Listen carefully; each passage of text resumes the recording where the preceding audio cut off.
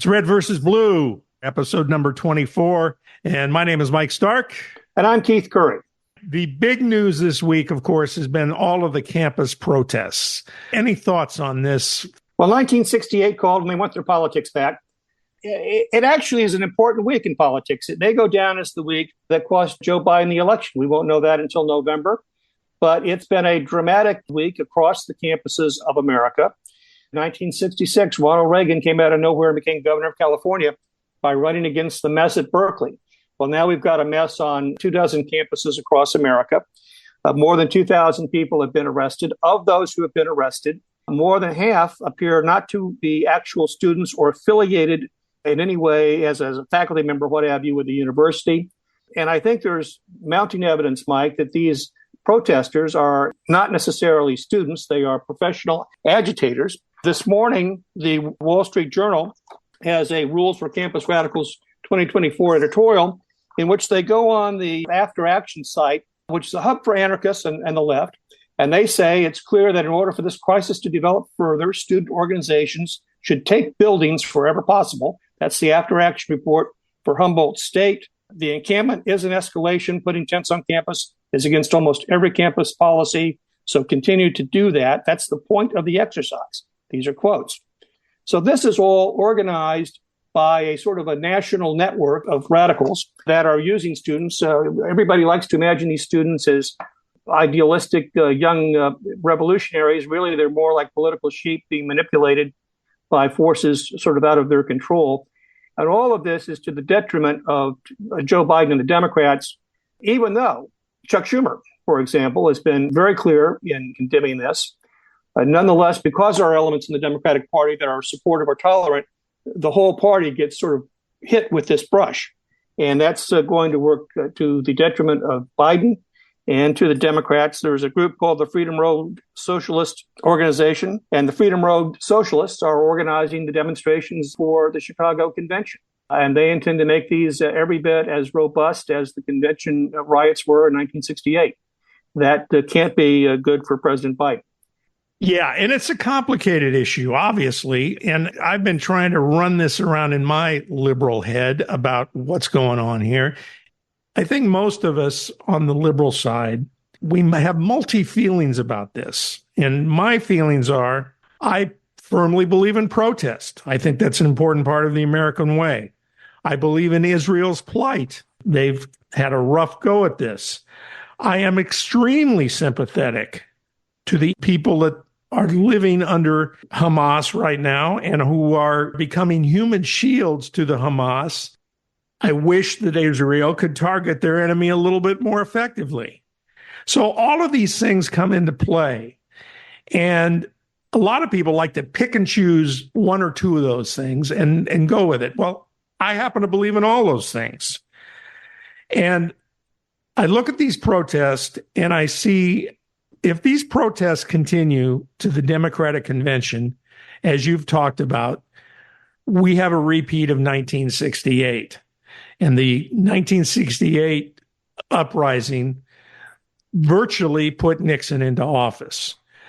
So if that happens, there's a good chance Trump could be reelected. And what would happen then in the Gaza Strip with Trump as president? That's sort of a overview of how I feel about the situation. And it's not an easy thing. It's a messy thing. Well, I think you're absolutely right. I mean, the great majority of the American public, Democrats and Republicans, support Israel. They support the reduction of the loss of innocent life in Gaza. They support the right of Israel to eliminate Hamas as a threat. And of course, Hamas is hiding behind the population of Gaza. They're using them as shields. The problem for President Biden is that some in his own camp are off the reservation on the message. Bernie Sanders this week called it Biden's Vietnam. The College Democratic Executive Committee supported the Palestinians. The Young Democrats by 47% back Palestine, 7% back Israel, a mirror reversal of where the American public, Democrats and Republicans, are as a whole. And so these forces within his own party are making it difficult for Biden. And the problem is, as some have said, is that Biden reacts. He doesn't lead. And that is tarnishing his image. And that's not only true here, it's true in Ukraine, it's true in other places. He will come out and say good things and establish a good leadership position, and then he'll backtrack. He'll support Ukraine, but not give them the aircraft and the arms they need to actually hit the Russians and Russia. He'll support Israel, but then tell them not to go in and finish off Hamas, there's no good way to do that because of the way Hamas uses the civilians for shields. Another interesting and foreboding thing for President Biden is that at the University of Alabama, there were two groups of protesters, one for Hamas, one for Israel, chanting against each other, and they were chanting back and forth. And then finally, they both stopped, and then both groups, in unison, started chanting, F Joe Biden. So he is in a very, very tough political position. Okay, so the next thing we need to talk about is the Trump trial. It continues. Hope Hicks is on the stand today, and we'll see what that brings. But more excitement in the courtroom. Well, there is. And, Donald Trump, he's just not good at being a defendant, although he's going to get a lot of experience at it. We now know that he has paid the money. We now know that it was about making sure the story did not come out before the election. All of this has been corroborated. He came out and said that he can't testify because he's under the gag order. The judge today specifically told him, the gag order doesn't cover your testimony. You can get up here and testify all you want. So he's backtracking from his, God, I can't wait to get on the stand and testify position because his lawyers have finally talked a little sense into him. He's been fined $9,000 for contempt for violating the gag order. He's likely going to be fined more. So it's beginning to wear on him, and it's not a good look. Whenever hush money, stripper, porn star, presidential candidate get used in the same sentence, it is not a good thing for you. And in past elections, we wouldn't even have gotten to this point with all of this, right? It's just the nature of politics today. That's right. We've never had a president who has so pushed the boundaries of acceptable behavior as President Trump. Now, a lot of people are saying, well, these are charges. It's a bank shot charge. They never would have been brought if it were anybody else. Maybe there's some of that. Maybe trying to get over the statute of limitations and move it up to a felony involves a lot of legal gymnastics. But nonetheless, he's charged with it. And nonetheless, he faces jail time potentially if convicted. This is going to continue. We're going to keep watching this, obviously. But this has to affect persuadable voters that are still out there. Now, who are these people to start with?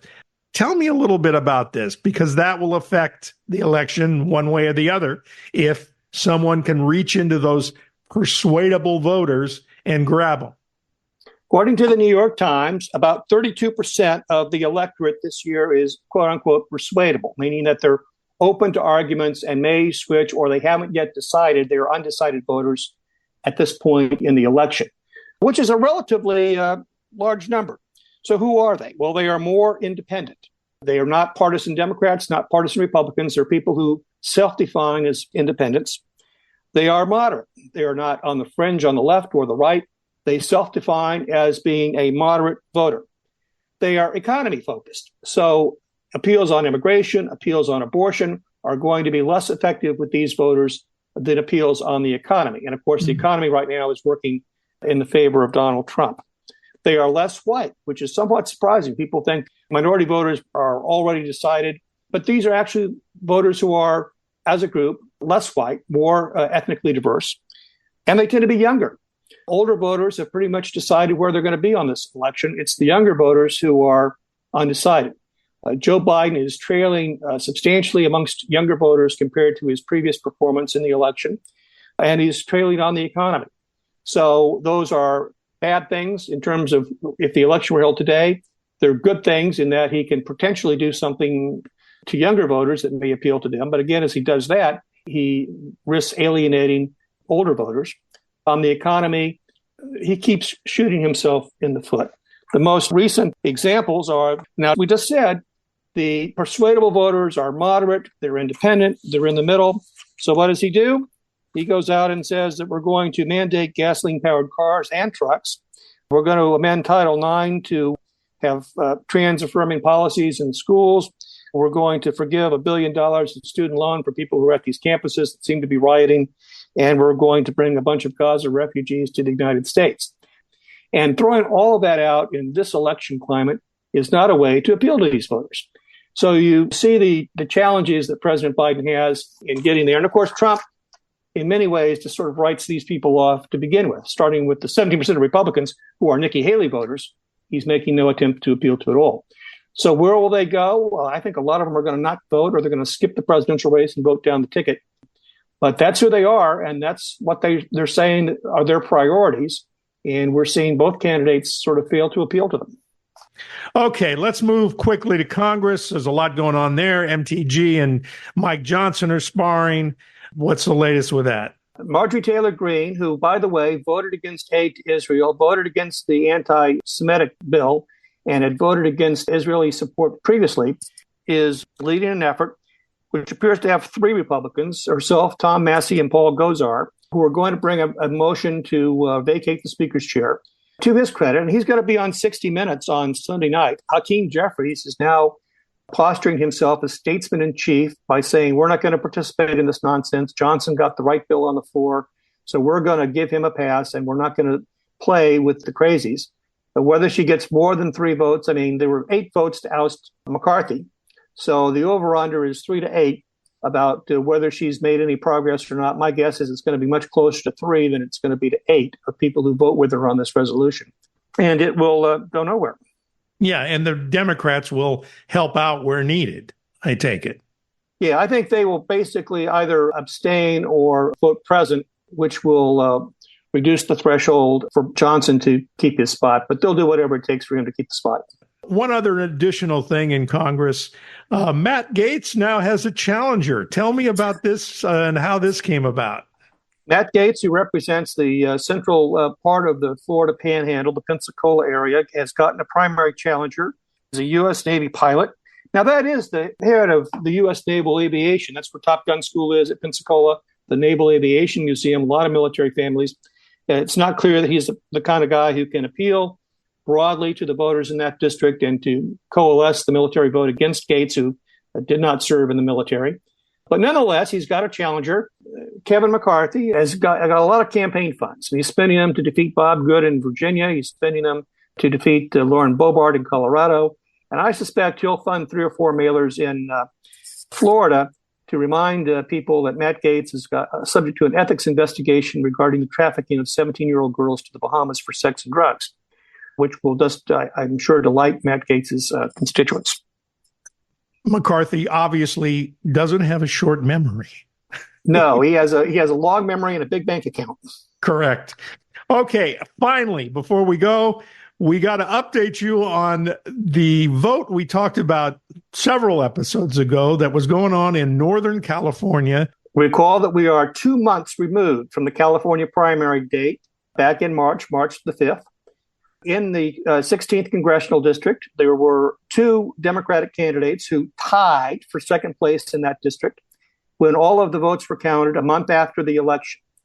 We're now 2 months after the election, and the guy who finished first, neither one of the people who were tied asked for a recount, but the guy who finished first asked for a recount. So now we're a month later, and one of those 2 Democrats has emerged 4 votes ahead of the other one.